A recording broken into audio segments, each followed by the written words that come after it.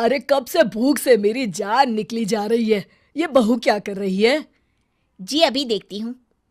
कोकिला जैसे ही रसोई घर में पहुंचती है, उसकी बहू सुधा फोन पर बात कर रही होती है। अच्छा ये बात है, अभी बताती हूँ इसे। क्यों रे कुलमुही, तू यहाँ फोन पे गप्पे मार रही है? अम्मा जी मेरे बाल। इतनी देर से रसोई घर में घुसी क्या कर रही है, हैं? अभी तक रोटियां नहीं बनी तेरी? अम्मा जी, वो मेरे पिताजी से बात कर रही हूँ। अरे तेरा बाप तो एक नंबर का सुदामा है। शादी के वक्त बड़ी बड़ी बातें कर रहा था, अब देखो शक्ल भी नहीं दिखाता। ऐसे आदमी से क्या बात कर रही है? मैं कहती हूँ रख फोन और जल्दी से खाना बनाकर हॉल में ले आ, वरना तू तो मुझे अच्छी तरह जानती है ना? जी माँ जी, अभी लेकर आती हूँ। हाँ जल्दी आ। गुस्से में बड़बड़ाती हुई कोकिला वहां से चली जाती है। कोकिला छोटी छोटी बातों को लेकर अपनी बहू सुधा को अक्सर मारा पीटा करती थी।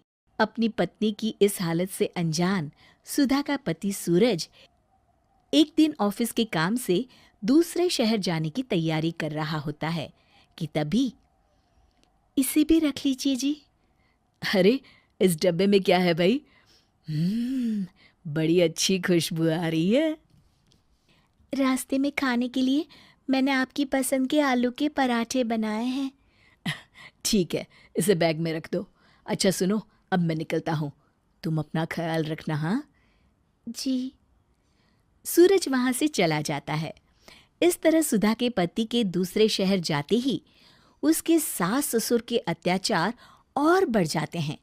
तंग आकर सुधा घर छोड़ने का मन मना लेती है और जब सुधा अपनी सास के साथ बाजार से सब्जी खरीद रही होती है, तभी सुधा मौका देखकर अपने मायके जाने वाली बस में चढ़ जाती है। अरे ये नालायक कहाँ चली गई? कोकिला बहू को बाजार में ढूंढने लगती है। तभी उसकी नजर रीटा पर पड़ती है, जो एक चोरनी होती है और उसकी शक्ल हूबहू सुधा से मिलती है। अरे करम जली, तू यहाँ क्या कर रही है? कब से ढूंढ रही हूँ तुझे। भगवान तेरी जैसी बहू किसी को ना दे। पूरा बाजार घूम घूम के मेरी हालत खराब हो गई। और ये अचानक तूने ये अजीबोगरीब कपड़े कहाँ से पहन लिए? अब सीधी तरह घर चल, बहुत देर हो गई है। अरे ये बेवकूफ मुझे अपनी बहू समझ रही है। अच्छा है, बुढ़िया पैसे वाली दिखाई देती है। इसके घर तो चोरी करने में मजा आ जाएगा। रीटा कोकिला के साथ उसके घर चली जाती है। अगली सुबह, अरे ओ मेरी निकम्मी बहू, सुबह के 10 बज चुके हैं और तू अभी तक अपने कमरे में आराम फरमा रही है। लगता है जब तक 2-4 तुझे पड़ती नहीं ना, तेरी अकल ठिकाने नहीं आती। चलो उठ अब जल्दी और मेरे लिए नाश्ता बना कर ले आ। अच्छा तो ये बात है। इसका मतलब है कि इसकी बहू इससे तंग आकर घर छोड़कर चली गई है। ये तो एक नंबर की चांडाल सास है, इसे तो सबक सिखाना पड़ेगा। अरे तू पागल हो गई है क्या बुढ़िया, जो मुझे नाश्ता बनाने के लिए बोल रही है? नाश्ता तो आज तू बनाएगी और मैं खाऊंगी। हाँ देखो किस तरह जबान चल रही है इसकी, हैं? अरे सासू माँ, सिर्फ जबान ही नहीं बल्कि हाथ पैर भी बहुत अच्छी तरह चला लेती हूँ। तुमने सुना कोकिला, आज तो ये कुछ ज्यादा ही बोल रही है। आप हटिए जी, देखती हूँ मैं इसे। अरे रुक जा कलमुही, अभी मजा चखाती हूँ मैं तुझे। कोकिला एक छड़ी लेकर रीटा को मारने के लिए आगे बढ़ती है। रीटा कोकिला के हाथ से छड़ी छीन लेती है। अरे ओ बुढ़िया, आज मैं तुझे ऐसा सबक सिखाऊंगी कि तुझे तेरी नानी याद आ जाएगी। ये ले। अरे मर गई रे। अभी तो शुरुआत है। ये ले और ले। अरे मर गई। हाँ हाँ, और जोर से चिल्ला। ओए माँ, मर गई रे। अरे आप खड़े खड़े क्या देख रहे हैं, मुझे बचाइए।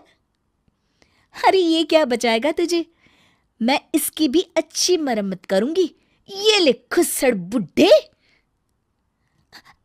अब मर गया रे। क्यों, मजा आ रहा है ना? अब पता चला कि दर्द क्या होता है।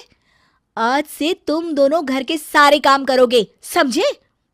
अरे तू जैसा कहेगी हम वैसा करेंगे। बस बस और मत मार। हाँ बहू, हम दोनों मिलकर घर का सारा काम कर दिया करेंगे। हम तुझे कभी कुछ करने के लिए नहीं कहेंगे, बस हमें छोड़ दे। ठीक है, आज के लिए इतना काफी है। अब मैं अपने कमरे में आराम करने जा रही हूँ। 15 मिनट के अंदर चाय नाश्ता मेरे कमरे में आ जाना चाहिए। अरे बहू, अभी लेकर आती हूँ। रीटा कमरे में चली जाती है। अगले दिन से उस घर की दिनचर्या पूरी तरह से बदल जाती है। रीटा सुधा के सास ससुर से घर के सारे काम करवाती और खुद मजे से आराम करती। अरे बुढ़ापे में मुझे क्या क्या करना पड़ रहा है। कोकिला, अगर हम बहू को इतना नहीं सताते तो आज हमें ये दिन नहीं देखना पड़ता। आप बिल्कुल सही कहते हैं जी। तभी वहां रीटा आ जाती है। सुधा के सास ससुर रीटा के पैर पकड़ लेते हैं। अरे बहू, हमें माफ कर दे। हमें हमारी गलती का एहसास हो गया है। भगवान के लिए अब हम पर अत्याचार मत कर। हाँ हाँ बहू, हमें माफ कर दे, तू तो हमारी बेटी समान है। अरे अगर माफी मांगनी है तो अपनी बहू से जाकर मांगो, जो तुम दोनों के अत्याचार से तंग आकर अपने मायके चली गई है। मैं तो उसकी हमशक्ल रीटा हूँ। क्या तू सुधा नहीं बल्कि उसकी हमशक्ल है? हाँ, मैं उसकी हमशक्ल हूँ। मैं समझ गई। शायद हम दोनों को सुधारने का यही सही तरीका था। हम आज ही जाकर अपनी बहू को ले आएंगे। चलो जी, चलते हैं। हाँ हाँ, चलो भाग्यवान। इस तरह सुधा के सास ससुर सुधर जाते हैं। शिक्षा जैसे को तैसा कभी ना कभी मिल ही जाता है। उम्मीद है कि आपको हमारी ये कहानी पसंद आई होगी। कृपया हमारे चैनल को सब्सक्राइब करें और सभी अपडेट्स के लिए बेल आइकन जरूर दबाएं। और हाँ, वीडियो लाइक और शेयर करना मत भूलिएगा। Bye bye.